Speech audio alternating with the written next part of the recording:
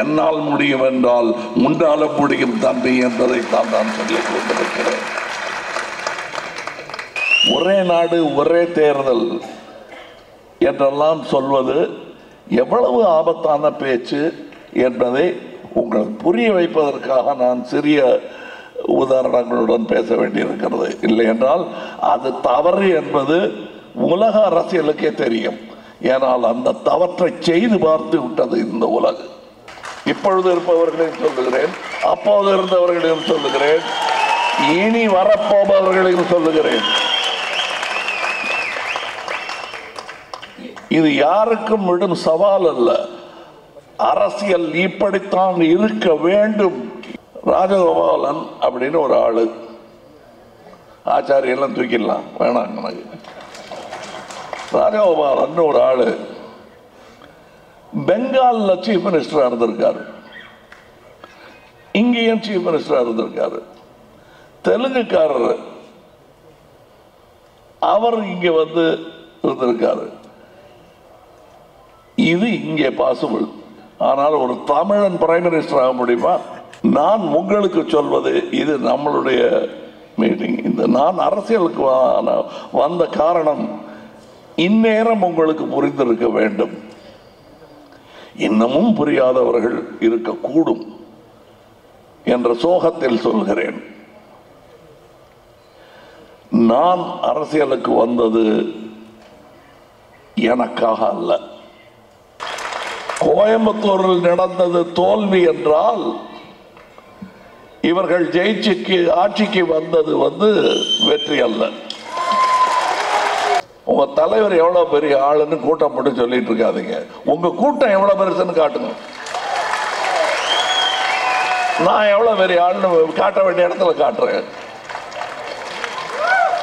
நீ கூட்டத்தை கூட்டாம எங்க தலைவர் பெரிய ஆளு பெரிய தலைவர் இன்னும் கூட்டம் கூட்டு, அப்புறம் என்ன பெரிய ஆளுன்னு சொல்லு, நானாவது நம்ப ஆரம்பிப்பேன். என்னங்க மறுபடியும் சினிமாவுக்கு போயிட்டாரு, பின்ன என்ன நான் கோட்டையில் போய் கஜானாவை திறந்து பணம் எடுப்பேன்னா? என் சினிமாவுக்கு போறத கேவலமா பேசுறாங்க. நீங்க முழு நேர அரசியல்வாதி இல்லைங்கிறாங்க. ஏங்க அரசியல்வாதி எல்லாம் உட்காந்து சீட்டாடுற போட்டோ எல்லாம் நான் பார்த்துருக்கேன். அந்த நேரத்தில் என்ன பண்ணிட்டு இருக்காங்க? பெரிய பெரிய தலைவர்கள் சீட்டாடுறதையும் டின்னர் சாப்பிட்றதையும் பார்த்துருக்கேன். அப்போ அந்த முழு நேர அரசியல்வாதி எவனுமே இல்லை என்று பெரியார் சொன்னதுதான் கரெக்ட். யாரும் நமக்கு விரோதி கிடையாது. ஏன்னா எனக்கு பெரிய இடைஞ்சல்கள் கொடுத்தவங்கலாம் நான் இன்னைக்கு பார்த்து வணக்கம் சொல்லிட்டு தான் இருக்கேன். துரத்தி நாட்டை விட்டு அனுப்பிச்சிருவாங்க போல் இருக்குன்னு நான் நடத்திட்டு இருந்தவங்களாம் பார்த்து நல்லா அன்பா வணக்கம் சொல்லிக்கிட்டு இருக்கேன். உயிரே உறவே தமிழே வணக்கம்.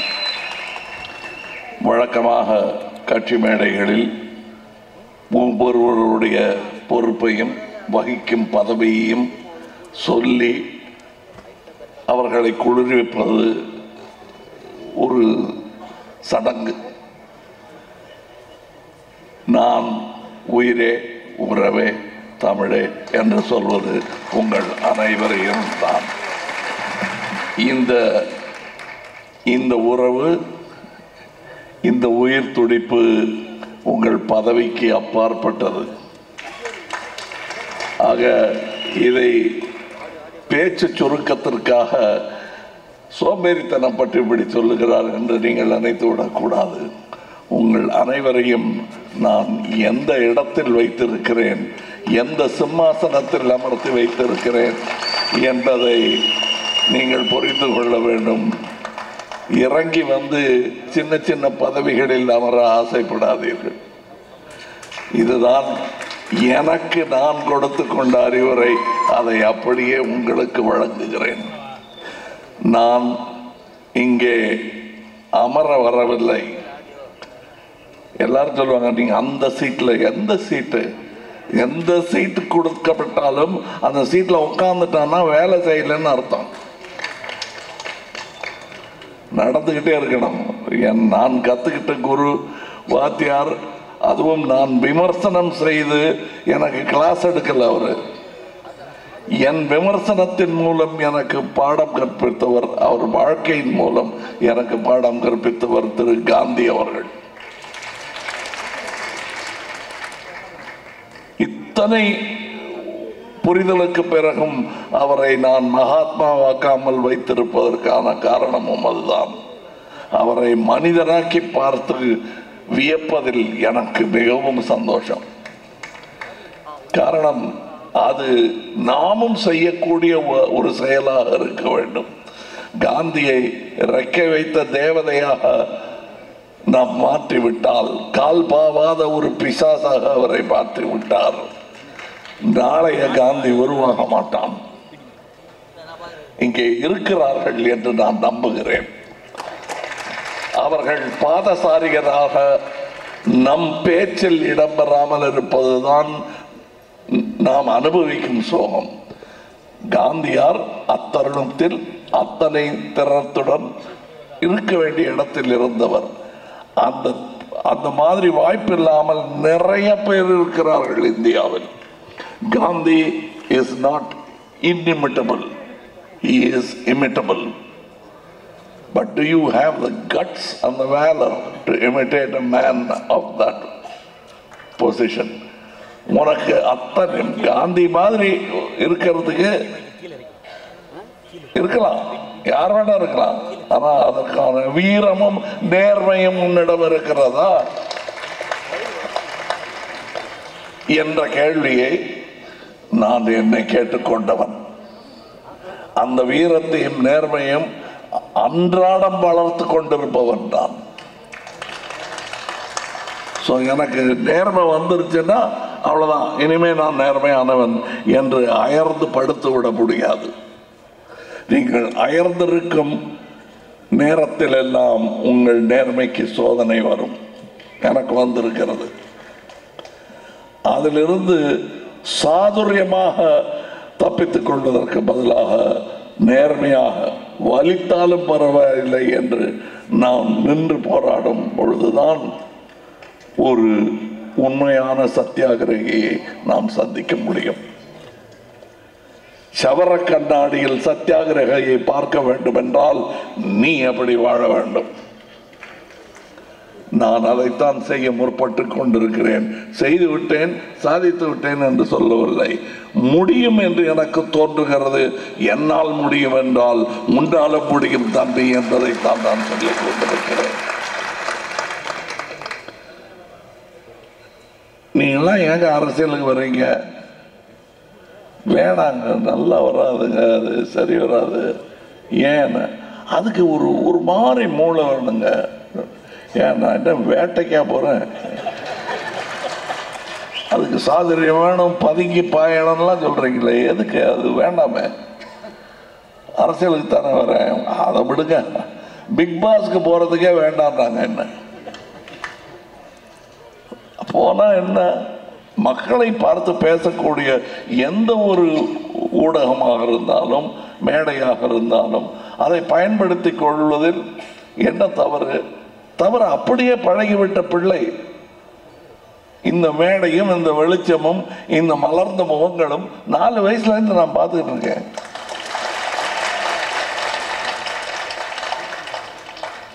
இது அடிக்ஷன்லாம் கிடையாதுங்க. இதுதான் என் வாழ்முறை, இதுதான் வாழ்க்கை எனக்கு சொல்லும் செய்தி, இதுதான். அதனால் தான் நான் அரசியலை தேர்ந்தெடுத்தேன். ஏன்னா வெள்ளிக்கிழமை சினிமா ஓடலைன்னா வேணாங்க நீங்க பாங்க. ஆனா மக்கள் அப்படி இல்லை, ஞாபகம் வச்சுப்பாங்க. தோத்த அரசியல்வாதியை கூட ஞாபகம் வச்சுப்பாங்க. இன்னும் தோத்த அரசியல்வாதின்னு யாரும் சொல்றீங்க? என்னதான் சொல்றேன். அது தோத்தங்கிறது ஒரு பர்மனன்ட் பொசிஷன் இல்லை. பிரைம் மினிஸ்டர்ங்கிறதும் பர்மனன்ட் பொசிஷன் இல்லை. அப்படி இருக்கக்கூடாது என்பதுதான் நாங்கள் விரும்பும் ஜனநாயகம்.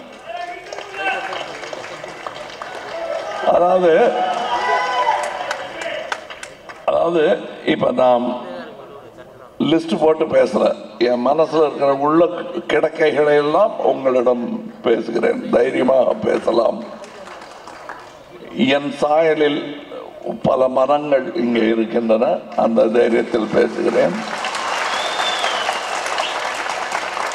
ஒரே நாடு ஒரே தேர்தல் என்றெல்லாம் சொல்வது எவ்வளவு ஆபத்தான பேச்சு என்பதை உங்களுக்கு புரிய வைப்பதற்காக நான் சிறிய உதாரணங்களுடன் பேச வேண்டியிருக்கிறது. இல்லை என்றால் அது தவறு என்பது உலக அரசியலுக்கே தெரியும்.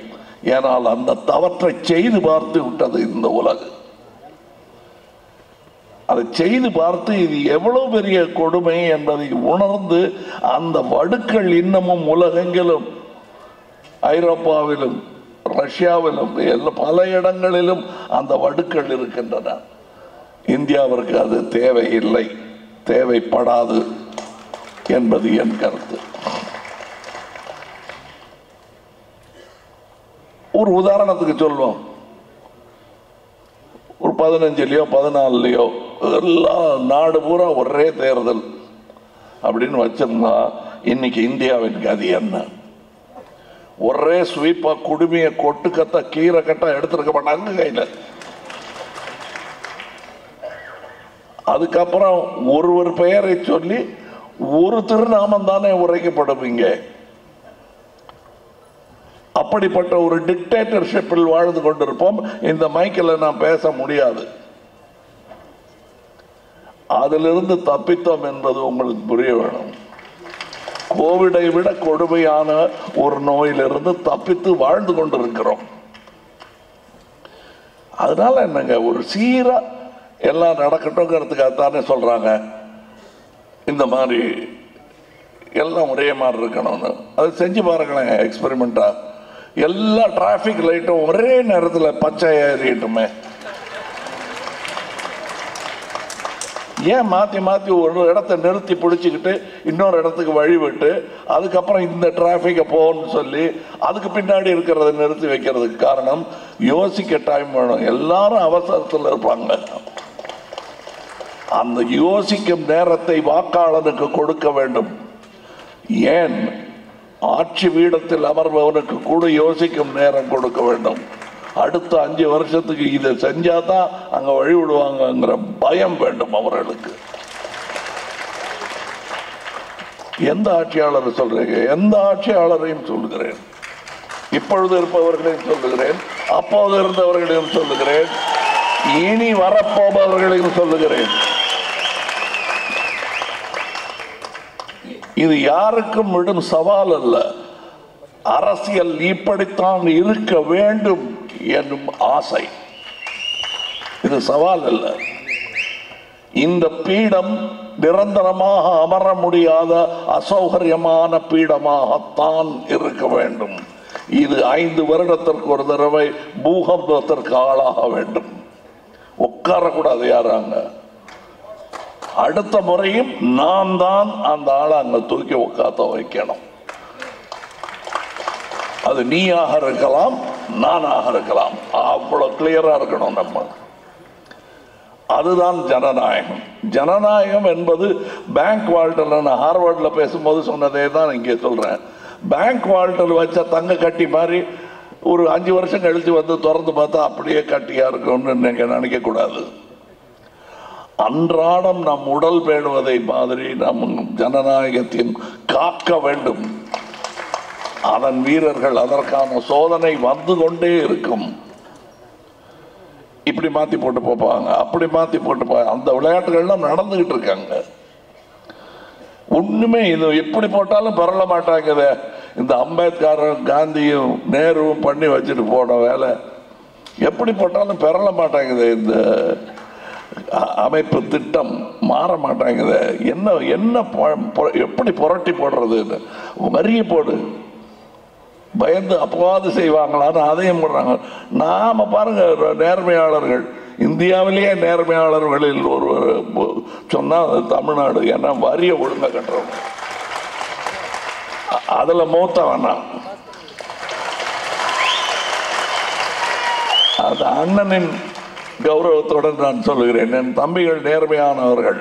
அதற்கு நீங்கள் அவரை மதிப்பதற்கு பதிலாக தண்டனை கொடுக்க பார்க்கிறீர்கள். நீங்க சொன்னீங்க ஜனத்தொகையை கட்டுப்படுத்த வேண்டும், கட்டுப்படுத்தினால் மட்டுமே இந்த நாடு செழிப்பாகும். என்று சொன்னவுடன் கேட்டது தமிழகம்தான், தமிழ்நாடு தான். இன்னைக்கு என்ன சொல்றீங்க? உங்க ஜனத்தொகை குறைஞ்சு போச்சு, அதனால நீங்க எதுக்கு அத்தனை பேரும் பார்லிமெண்ட்டுக்கு வரணும்? கொஞ்சம் பேர் வந்தா போறோம். யூபியில் இருக்கிறவங்க நாங்க பார்த்துக்கிறோம். அங்க 20 பேர் இருக்கோம், 20 இடம் இருக்கு, 20 கோடி பேர் இருக்கா, அதனால எங்களுக்கு சீட்டு நிறைய இருக்கணும், உங்களுக்கு கம்மி அப்படிங்கிறாங்க. அப்படி அல்ல. இந்த நாட்டை நடத்தி கொண்டிருப்பது நாம் கொடுக்கும் பணம்.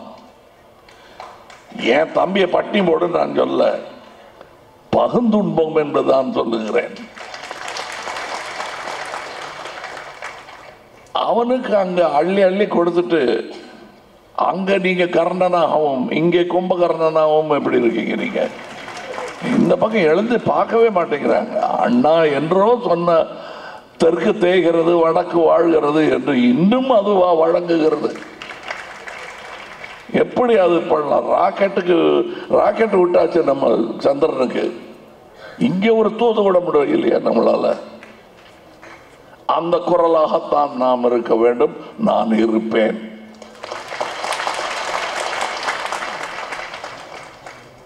நான் கேட்கிறேன், இந்தியாவில் கற்பனையே பண்ணி பார்க்க முடியாத ஒரு நிலைமையை நாம் பிரித்து விட்டோம். மொழி வாரியாக சாதி பேசி பேசி பேசி பிரிச்சுட்டோம். ராஜகோபாலன் அப்படின்னு ஒரு ஆளு, ஆச்சாரியெல்லாம் தூக்கிடலாம் வேணாம் எனக்கு. ராஜகோபாலன் ஒரு ஆளு பெங்கால்ல சீஃப் மினிஸ்டரா இருந்திருக்காரு, இங்கேயும் சீஃப் மினிஸ்டரா இருந்திருக்காரு. தெலுங்குக்காரர், அவர் இங்க வந்து இருந்திருக்காரு. இது இங்கே பாசிபிள். ஆனால் ஒரு தமிழன் பிரைம் மினிஸ்டர் ஆக முடியுமா? அதற்கு இந்த நாட்டை தயார்படுத்த வேண்டும்.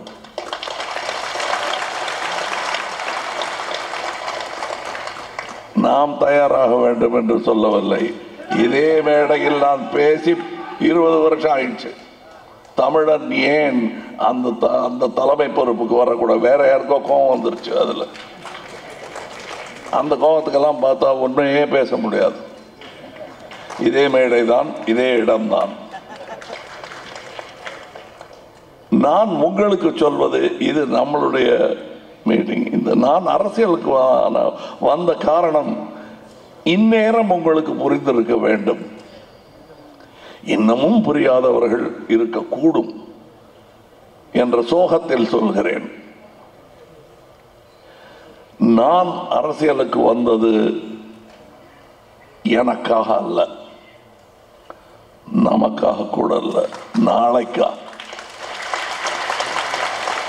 அது என்னங்க நாளை நமதேன்னு சொல்றீங்க? அப்ப இன்னைக்கு பத்தியே கவலைப்பட்டு இருந்தான்னா விடியாது. நாளையை பற்றி கவலைப்பட்டு கொண்டிருந்தால் இது ஒரு பழத்தோட்டமாக மாறும். நீ வெறும் பழந்தண்ணி விபாலா இருக்கணும்னு நினைச்சிருந்தேன்னா தோட்டமா பறந்துகிட்டு இருக்கணும். அது படத்துல கூட டைலாக வச்சிருக்கேன். அதோடைய நீட்சி தான் என்று நான் அரசியலுக்கு வந்தது. விதை நான் போடுவேன், வேற ஒருத்தர் பறிச்சு தின்னுட்டு போவேன். ஆனா விதை நான் போட்டது அது எனக்கு பிடித்த, நான் மதிக்கும் ஒரு மாபெரும் நடிகரை வைத்து பேச வைத்தேன். வசனம் என்றது அது என் வாழ்முறையும் கூட. நான் அப்படிப்பட்ட நாயகர்களாக நீங்கள் இருக்க வேண்டும் என்று நான் நினைக்கிறேன். அதற்காக ஆரம்பித்த கட்சி தான் மக்கள் நீதி மையம். நோவா ஹராரே என்பவர், பேரறிஞர் ஒருவர் சொல்லுகிறார், எப்படி மதம் என்பது பெரிய மாயையோ அதே போல் ஜஸ்டிஸ் ஃபார் ஆல் என்பதும் மாயை என்கிறார். ரொம்ப கடுமையான ஒரு விமர்சனம். நம் பெயர் மக்கள் நீதி மையம். அப்ப அதை எப்படி ஏற்றுக்கொள்கிறீர்கள்? கஷ்டம்தான், மாயை தான். ஆனால் அந்த மாயை கலைய வேண்டும். அதை எப்படி கொடுக்க முடியும்? நாம் இன்னொருவருக்கு வழங்குவதாக இருக்கக்கூடாது ஜஸ்டிஸ். அது அவர்கள் உரிமையாக இருக்க வேண்டும்.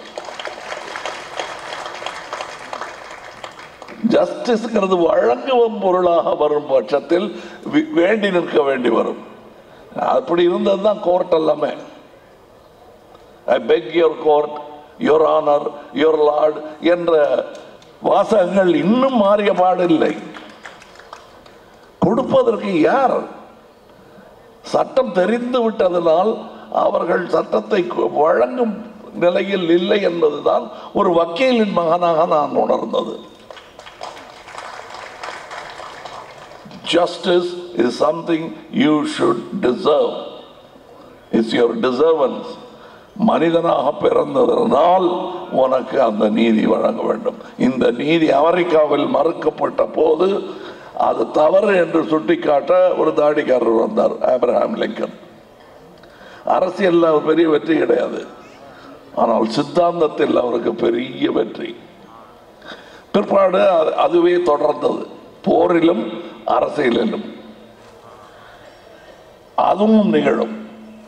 இங்கே எனக்கு ரெண்டிலுமே மையம் என்பது என்னுடைய வாழ்க்கை முறையாக நான் மாற்றிக்கொண்டு விட்டேன் என்பது என் கூட பழகுபவர்களுக்கு தெரியும். இல்லாத பட்சத்தில் விமர்சனங்களை ஏற்று இன்னமும் செதுக்கிக் கொண்டிருக்கிறேன் என்னை என்பதுதான் உண்மை. பெரிய உருவமா அங்க உட்காந்துருக்காரு, கடைசியில் ஒருத்தர் 10 பேர் அடிப்பார் போல் இருக்கு அப்படின்னு தோணும். இவர் கோயம்புத்தூர்ல எலெக்ஷன் முடிஞ்சு திரும்பி வரும்போது குலுங்கி அழுகிறாரு. நான் முதுகுல கொத்தி வெளியே போறோம், கண்ணு நனைஞ்சதுன்னா எனக்கு அவமானம்னு தேத்தி வெளியே கூட்டிட்டு வந்தேன். காரணம், நாளை நாம் சிரிப்போம், அதே நிகழ்வை சுட்டி காட்டி சிரிப்போம். காரணம், அது நம்முடைய தோல்வி அல்ல. கோயம்புத்தூரில் நடந்தது தோல்வி என்றால் இவர்கள் ஜெயிச்சுக்கு ஆட்சிக்கு வந்தது வெற்றி அல்ல.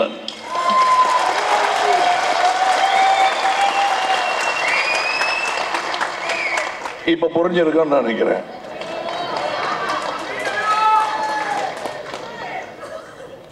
என்னங்க சுளீர்னு வலிக்குது? நமக்கு சுளீர்லாம் வலிக்காது, குற்றமுள்ள நெஞ்சுகளுக்கு தான் குறுகுறுக்குமே தவிர நமக்கு உண்டாகாது. இப்ப இங்க சொன்ன அந்த வாசகங்கள் 16 படிச்சாங்க, அந்த 16ம் பெற்று பெருவாழ்வு வாழ வேண்டும். நாம் அந்த 16ம் பெறுவது எப்படி? அது உங்களால் தான் முடியும். அதாவது குறைந்தபட்சம் 5 பேர்னு உங்ககிட்ட கெஞ்சற நிலைமைக்கு கூட்டுட்டீங்களா 7 வருஷம் கழிச்சு? இது தேவை, அதை நேரம் நிறைவேற்றி இருக்கணும். பண்ணுங்க, போங்க. உங்க தலைவர் எவ்வளவு பெரிய ஆளுன்னு கூட்டம் போட்டு சொல்லிட்டு இருக்காதீங்க. உங்க கூட்டம் எவ்வளவு பெருசுன்னு காட்டுங்க. நான் எவ்வளவு பெரிய ஆளுன்னு காட்ட வேண்டிய இடத்துல காட்டுறேன். நீ கூட்டத்தை கூட்டாம எங்க தலைவர் பெரிய ஆளு பெரிய தலைவர் இன்னும் கூட்டம் கூட்டு, அப்புறம் என்ன பெரிய ஆளுன்னு சொல்லு, நானாவது நம்ப ஆரம்பிப்பேன்.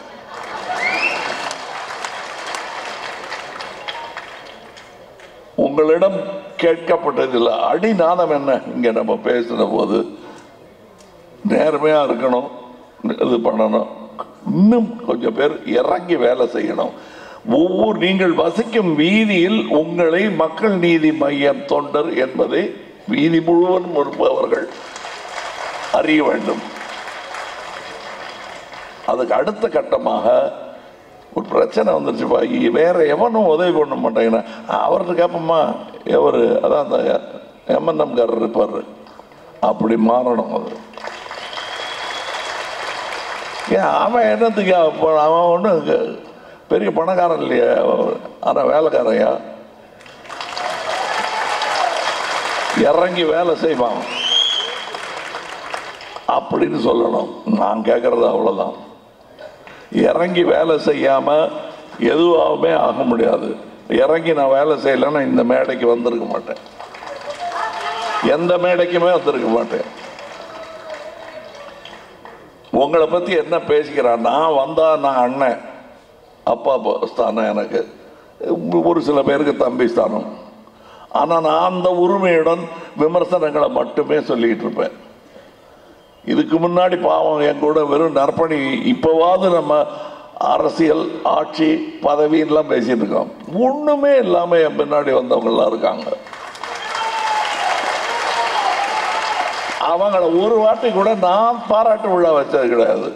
நான் வைத்த விழாக்கள் எல்லாம் அவர்களை திட்டுவேன். அவங்களுக்கு தெரியும், இங்க இருக்கிறவங்களுக்கு வசைப்படி தான் ஆரம்பிப்பேன். இப்படி இருந்தீங்கன்னா விளங்க மாட்டேங்க நீங்க, வணக்கம் அப்படின்னு அப்புறம் தான் வணக்கமே சொல்லுவேன். ஆனா கேட்டுக்கிட்டு இருப்பாங்க. அதுல என்ன சொல்லியிருக்கேங்கிறது அவங்களுக்கு புரியும். எனக்கு தனிப்பட்ட ஒரு வண்ணம் கிடையாது.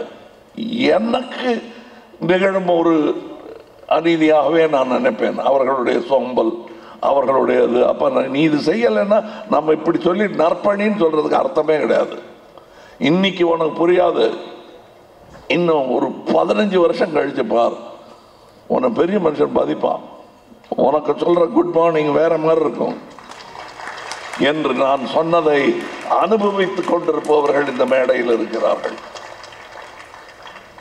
இதேபோல் நாளைய அரசியல் நம்மை பார்த்து பேச போகிறது. தனியான ஆளு.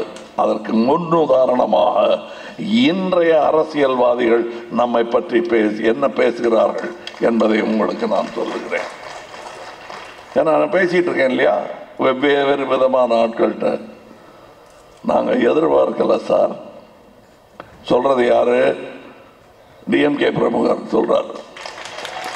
இல்ல பூடகமான செய்திகள் ஒன்றும் இல்லை. சிஎம் சொல்றாரு, நல்லா வேலை செஞ்சாங்களா, இது எதிர்பார்ப்பும் இல்லாமல் வேலை செஞ்சாங்களா.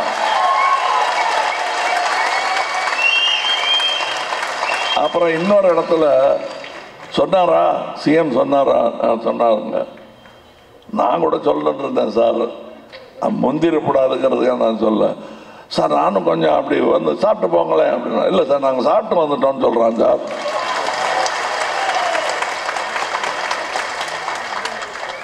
நல்லா வளர்த்துருக்கே பிள்ளைகளை அப்படின்னாங்க. அன்று நான் வயத விசவுக்கெல்லாம் ஆனந்த கண்ணீர் பரிசாக கிடைத்தது எனக்கு. இந்த கண்ணீர் பிரவாகம் பெருக வேண்டாமா?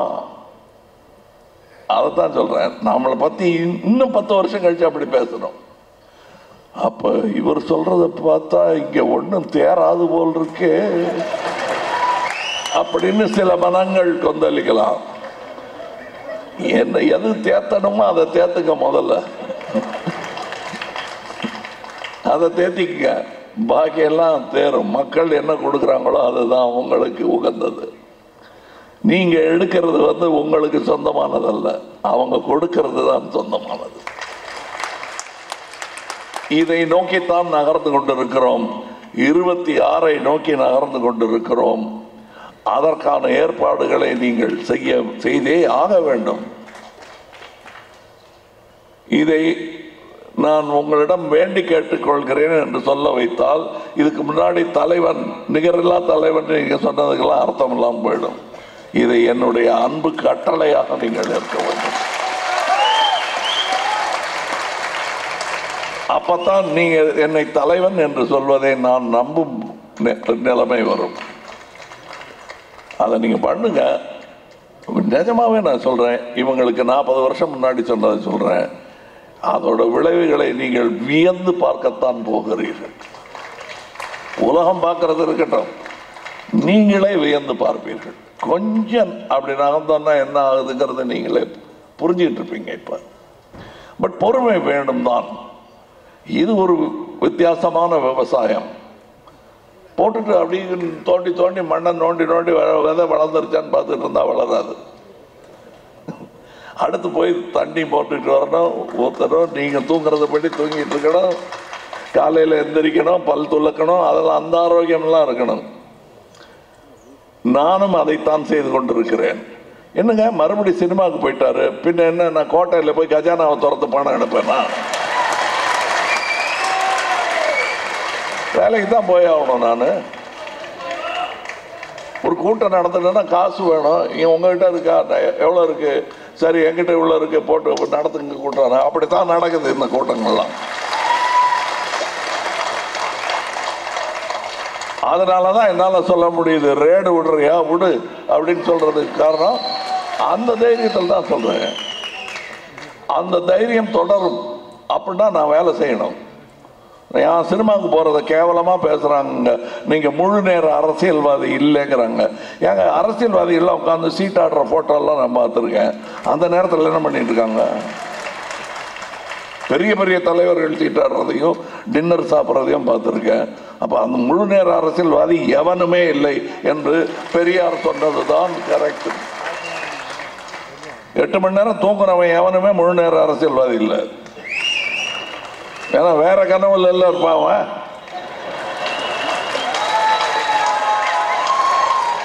ஆக இந்த முழு நேர அரசியல்வாதி இல்லைங்கிற விமர்சனம் எங்களுக்கு பொருந்தாது. இருக்கிற நேரத்தில் ஒழுங்கா வேலை செஞ்சா போதுமானது.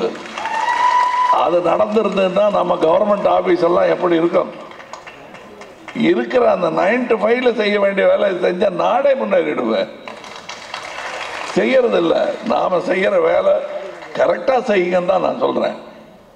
முழு நேர அரசியல்வாதியாகி குடும்பத்தெல்லாம் தெருவில் விட்டுட்டு என் கூட வாங்கன்னு நான் சொல்ல. தெருவில் வாங்க, ஆனா குடும்பம் நல்லா இருக்கணும். நான் அதைத்தான் பண்ணிட்டு இருக்கேன். நான் எந்த தியாகமும் பண்ணல. நான் காந்தியாரின் தோழன், தொண்டன், மாணவன், விமர்சகனும் கூட. அந்த அளவுக்கு நாம நம்மை வருத்தி கொள்ள வேண்டிய அவசியம் கிடையாது. அவர் முன்னுதாரணமாக நம்மை காட்ட முன்வந்தார். அதுக்காக இன்னைக்கு இந்தியா வேற. நான் அதனாலதான் ஒவ்வொரு வீட்லயும் நூல் நூத்துட்டு இருக்கேங்கிறத மாத்தி கொண்டு போய் இங்க நூத்த நூலை அமெரிக்காவில் ஊத்துக்கிட்டு இருக்கேன். இங்க வைக்க வேணாம். அடுத்த கட்டத்துக்கு போயிட்டேன். நான் என்னுடைய சினிமா, என்னுடைய பேச்சு, என்னுடைய தோழர்கள், என்னுடைய நண்பர்கள் எல்லாமே என்னுடைய பயணத்தை நோக்கி நான் தேர்ந்தவர்கள் தான். பயண வழியில் கிடைத்தவர்கள் தான். அதனால அவங்க ஒரே மாதிரியா இருக்காங்களே, நீங்க தேர்ந்தெடுக்கிற ஆளுகள் தான். அவர்கள் என்னை தேர்ந்தார்கள். என் பயணத்தின் போது நான் அப்படியே பார்த்தா தோல்ல கை போட்டாங்க, நானும் தோல்ல கை போட்டேன். அப்படித்தான் நடந்து கொண்டிருக்கிறோம். இதில் ஒருவர் இடறிவிடும் வேலை செய்தால் நான் உங்கள் தோளில் இருந்து கையை எடுத்து விடுவேன். இது புரியும் என்று நான் நினைக்கிறேன். காரணம், எல்லோருமே புனிதர்கள் நிறைந்த அரங்கத்தில் நான் இருக்கிறேன் என்று சொல்ல மாட்டேன். ஏன்னா என்னை பத்தி எனக்கு தெரியும். என்னை எப்படி அடிச்சு வளர்த்தாங்க, எத்தனை தப்பு பண்ணி நான் என்னுடைய சிந்தனையை செதுக்க கொண்டிருக்கிறேன் என்பது எனக்கு தெரியும். எப்படியெல்லாம் இந்த உலகம் நம்மை, அதுவும் அரசியல் உலகம் நம்மை ஈர்க்கும் என்பதும் என்ன தெரியும். இப்படி வாங்க, இப்படி வாங்கன்னு கூட்டிட்டு போய் அங்கதான் இருக்கு கஜானா, உடைச்சு திறந்துடலாம், நீங்க வாங்கல, ஒரு கடப்பாறை எடுத்துட்டு வாங்க அப்படின்னு தான் கூப்பிடுவாங்க. மாட்டேன்னு சொல்றதுக்கு உங்களுக்கு தைரியம் வரணும். இது அல்ல என்னுடைய தொழில். பழகு தொழில் ஒன்று எனக்கு இருக்கிறது. இது நான் செய்ய வேண்டிய கடமை என்று நினைத்து நான் வந்தது போல் நீங்களும் வர வேண்டும் என்பதுதான் உங்களிடம் நான் மன்றாடி கேட்டுக்கொள்வது. அதிலிருந்து மாறிடாதீங்க. அப்புறம் நம்ம ஒரு கூட்டம் இல்லை, அதுக்கு சாப்பிட்றதுக்காக அப்படியே ஒன்றாக்கூடிய காக்காய் கூட்டம் ஆயிடும், அப்புறம் பறந்து போகணும். இது நாம் ஒரு சங்கமம். அப்படி இருக்க வேண்டும் என்றால் நேர்மை, மற்ற கட்சிக்காரங்க இப்ப சொல்றாங்க இல்லையா, தொடர்ந்து சொல்ல வைங்க. ஐயோ இவங்க 26லயும் இப்படி இருந்தா மக்களுக்கும் தெரிஞ்சு போயிடுவேன்னு பயப்பட்டவங்க. யாரும் நமக்கு விரோதி கிடையாது. ஏன்னா எனக்கு பெரிய இடைஞ்சல்கள் கொடுத்தவங்கலாம் நான் இன்னைக்கு பார்த்து வணக்கம் சொல்லிட்டு தான் இருக்கேன்.